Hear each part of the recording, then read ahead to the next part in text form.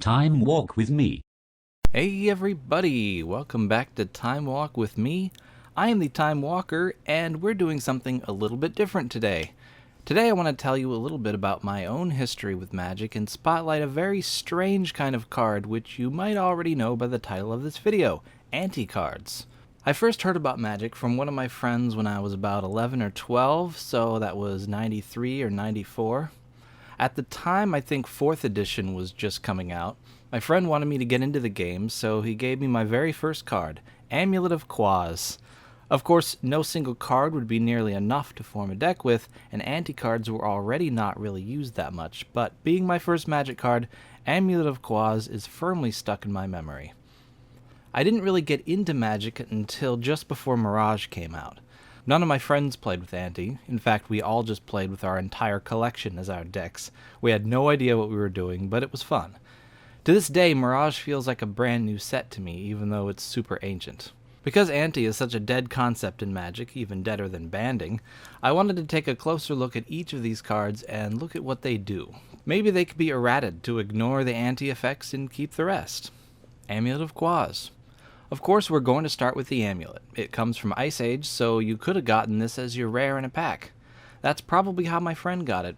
It's an artifact that costs 6 generic mana to cast. You can sacrifice it to flip a coin and pick an opponent. Whoever loses the coin flip loses the game. Your opponent can ante an additional card to avoid losing, though interestingly, you can't do the same if you lose.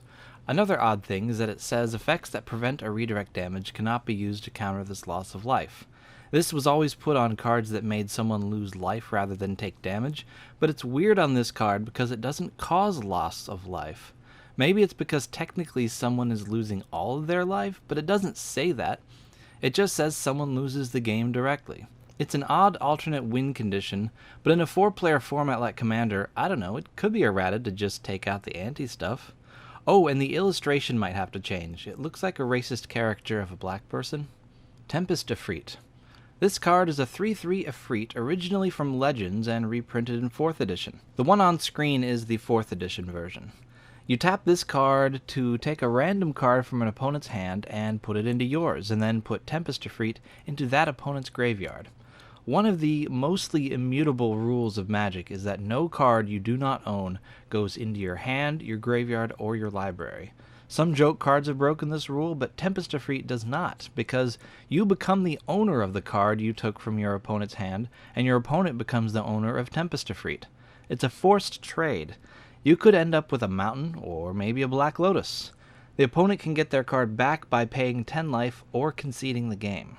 To make this actually work, you'd have to have Tempest AR exile itself to exile a random card in an opponent's hand, and then allow you to play it as long as it remains exiled. Maybe allow any colors of mana to be used to cast it? I'm not sure how red that effect is, though. It just seems more black to me. Rebirth. This sorcery from Legends and then 4th edition costs 3 generic and 3 green mana to cast. Each player gains or loses however much life it takes to set their life total to 20, as long as they ante an additional card from the top of their library. Aside from the ante part, this card isn't too bad. Change it to make people exile the top card of their library to get the effect, and you might have something viable. Bronze Tablet. This artifact is originally from Antiquities and reprinted in 4th edition. It costs 6 generic mana to cast, and it enters the battlefield tapped. For 4 mana and a tap, you can exchange ownership of the tablet and target permanent and opponent controls, unless they pay 10 life. Interestingly, this doesn't change who controls the cards, just who owns them. So unless someone pays the life and destroys Bronze Tablet, you could activate this every turn and steal multiple cards from people. That's not good at all. The fix for this card would be to make it exchange control of any target permanent and itself rather than ownership. The player would then have to pay 4 mana to get their card back, which sounds like a pain, but it could still work. Jeweled Bird.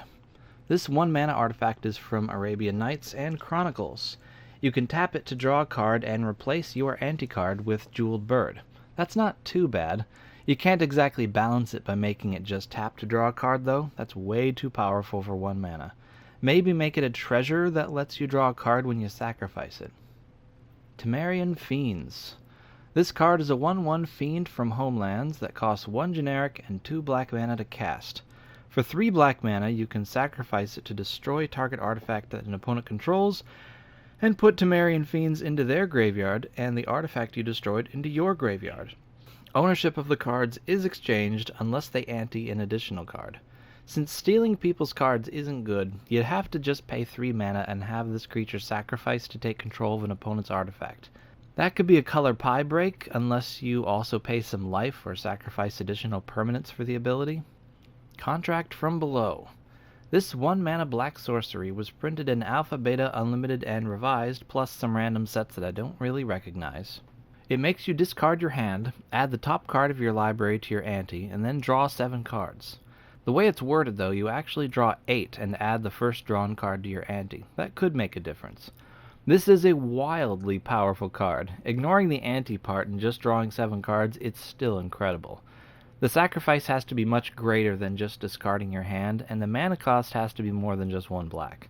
Maybe exile your hand and the top 10 or so cards from the top of your library, plus it costs at least 4 black mana to cast, or keep the casting cost at 1 mana but also make you pay an additional 14 life. Dark Pact. This sorcery from Alpha, Beta, Unlimited, Revised, and other miscellaneous sets costs 3 black mana and has you exchange the top card of your library for either your ante card or your opponent's. If you traded it for your opponent's ante card, ownership of the cards is also exchanged.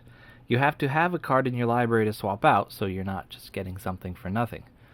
This card only interacts with cards being put up for ante, so I don't see a way to adapt it to being used in a normal game.